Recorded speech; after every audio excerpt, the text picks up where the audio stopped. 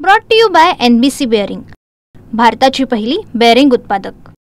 महाराष्ट्रात वाळू माफिया, वाळूची तस्करी, वाळूचं ब्लॅक मार्केटिंग हे प्रकरण गेल्या काही दिवसांमध्ये वर्षांमध्ये वाढत आहे। आता यावर उपाय म्हणून महाराष्ट्र सरकारनं अशा प्रकारच्या सँडचा पर्याय आणलेला आहे, कृत्रिम वाळूचा पर्याय आणलेला आहे।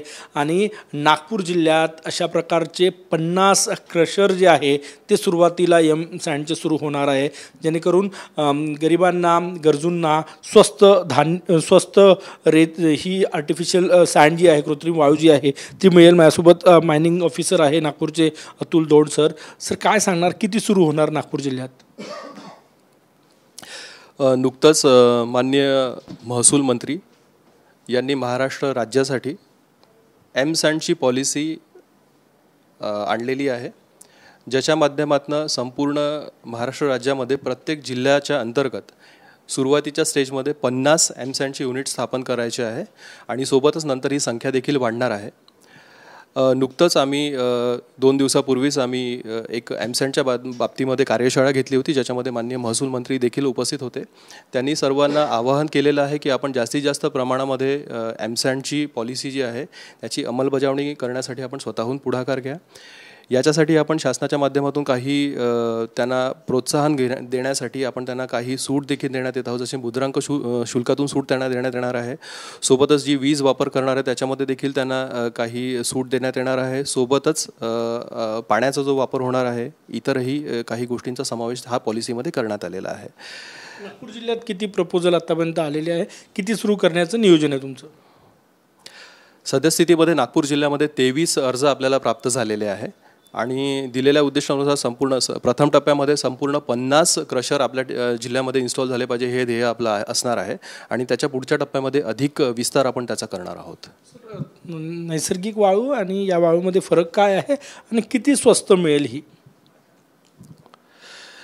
नैसर्गिक वाळू आणि सँडमधला बेसिक फरक हा आहे की सँड जी आहे ती कृत्रिमरित्या तयार केली जाते, म्हणजे जो सद्यस्थितीमध्ये नागपूर जिल्ह्याचा विचार करता या ठिकाणी बेसॉल्ट जो आपला दगड उपलब्ध आहे त्याला क्रश केल्याच्या नंतर मेटल सँड किंवा क्रश सँड आपल्याकडे तयार होते, जी की आपण कॉन्क्रीटमध्ये RMCमध्ये मोठ्या प्रमाणावरती त्याचा वापर करू शकतो।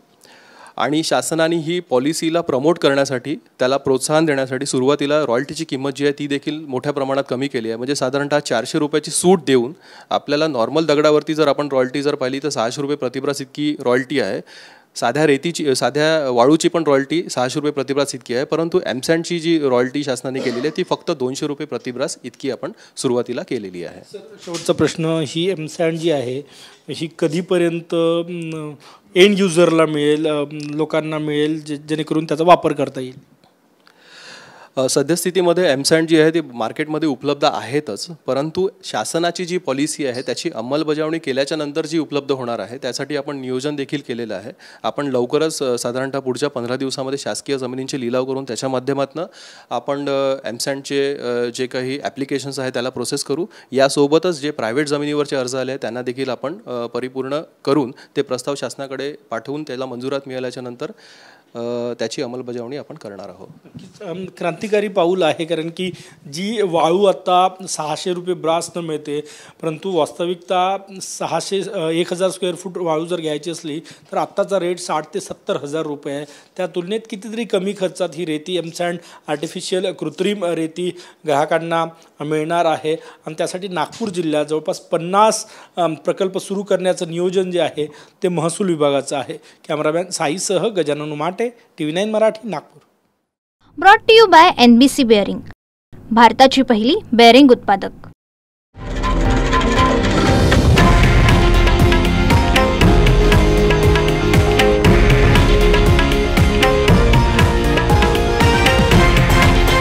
हे आहे देशातील नंबर 1 न्यूज नेटवर्क आणि आपण पाहत आहात TV9 मराठी, एकमेव।